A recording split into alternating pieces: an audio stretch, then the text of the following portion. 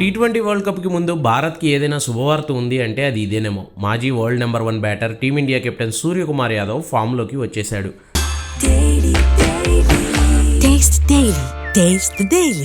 అదేంటి ఒక్క మ్యాచ్తో ఫామ్లోకి వచ్చేసాడని ఎలా చెప్తారని మీరు అనుకోవచ్చు, కానీ నిన్న న్యూజిలాండ్తో జరిగిన రెండో టీ20 మ్యాచ్లో సూర్యకుమార్ యాదవ్ ఆడిన విధానం చెబుతోంది పాత మిస్టర్ 360 కంబ్యాక్ ఇచ్చేశాడు అని.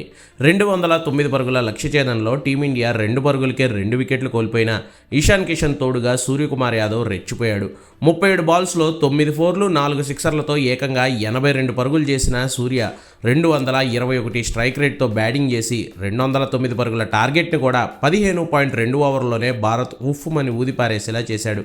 ఈ ఇన్నింగ్స్ సూర్యకి ఎందుకు ఇంత స్పెషల్ అంటే 23 టీ20 మ్యాచ్ల తర్వాత ఏడాది కాలం తర్వాత సూర్య కొట్టిన మొదటి హాఫ్ సెంచరీ ఇదే. నేను ఫామ్లోనే ఉన్నా, పరుగులు రావట్లేదు అంతే అంటూ ఇన్నాళ్ళు తను ఇచ్చుకున్న వింత వింత స్టేట్మెంట్లకు, తను ఫామ్లో లేకపోయినా తనపైనే నమ్మకం ఉంచి వరల్డ్ కప్కి కెప్టెన్గా నియమించిన సెలెక్టర్లకు ఇక కవర్ డ్రైవ్లు వేసుకునే పనిభారాన్ని ఒక్క ఇన్నింగ్స్తోనే తప్పించాడు మన సూర్యాభాయ్.